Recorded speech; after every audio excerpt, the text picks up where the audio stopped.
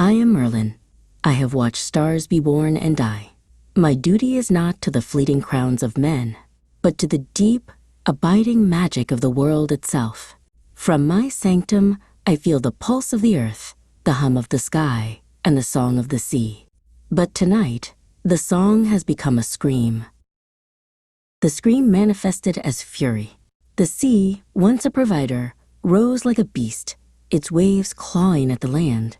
The fishing village of Port Blossom, once bright with painted boats and cheerful nets, was now a wreck of splintered wood and sorrow under a perpetually stormy sky.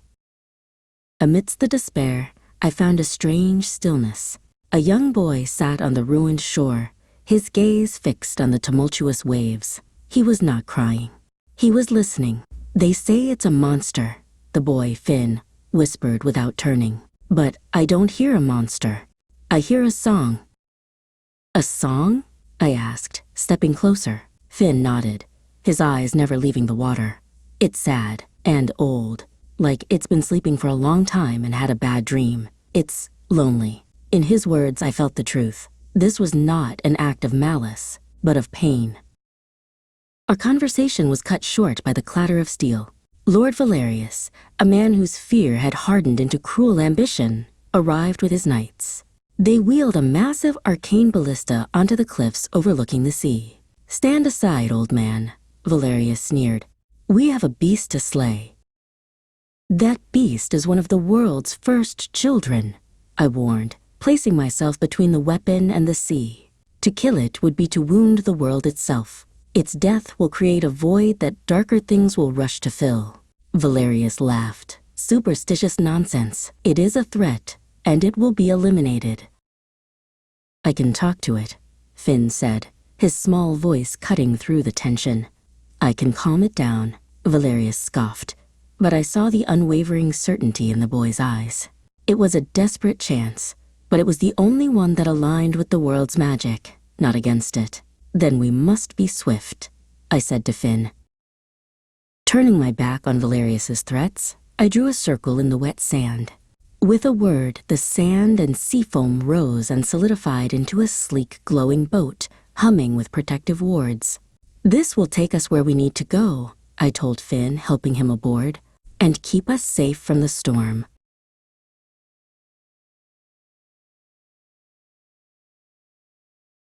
The sea was a maelstrom.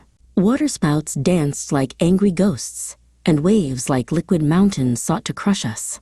But our vessel held true, a sliver of calm in the heart of chaos. Finn closed his eyes, humming the sad, ancient melody he heard, using it as a beacon to guide us.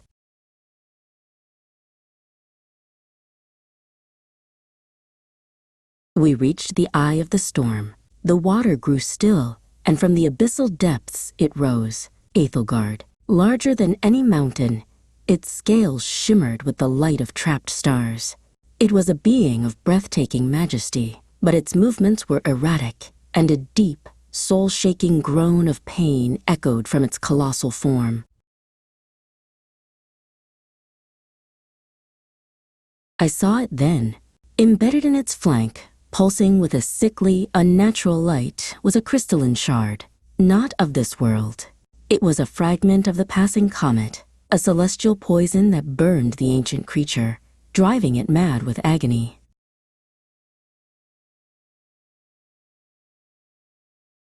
"It hurts," Finn whispered, tears in his eyes. He stood at the prow of the boat and began to sing, not with words, but with the pure, empathetic melody he had heard in his heart.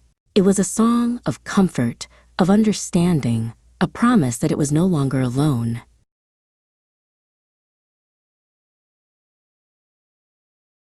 The great beast stilled. Its thrashing ceased. The storm around us began to subside.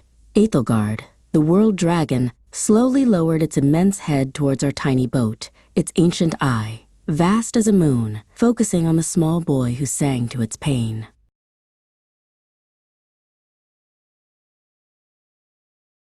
But on the shore, Lord Valerius saw only a moment of stillness. "The beast is calm. A perfect target," he roared. "Fire!" His mages poured their energy into the arcane ballista, and a bolt of pure destructive magic began to form at its tip, glowing with malevolent power.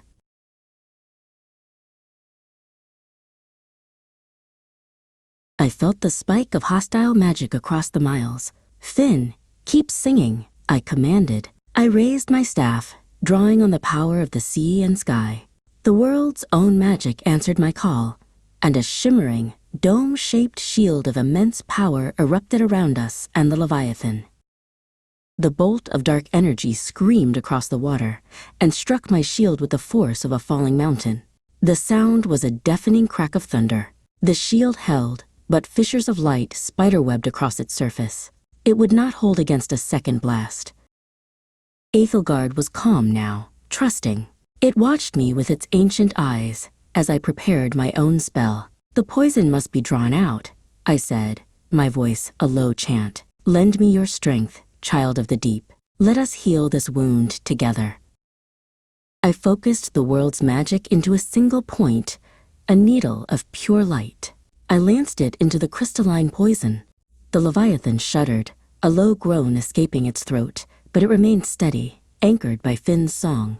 The shard pulsed violently, resisting. Finn sang louder, his own small life force pouring into the melody. His song was no longer just of comfort, but of strength.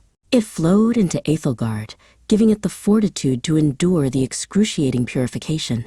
The boy's courage was as vast as the sea itself. With a final, wrenching pull, the shard came free. It flew into my waiting hand, sizzling with cosmic malice. I closed my fist, and with a word of unmaking, crushed it into a fine, harmless dust that scattered on the wind. The sickly light was gone. Aethelgard let out a long, low rumble, not of pain, but of pure, resonant life. The storm clouds vanished, and sunlight broke through for the first time in weeks.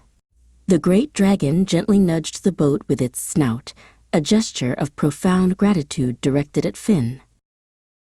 On the cliffs, Lord Valerius and his knights stared in disbelief. The storm was gone.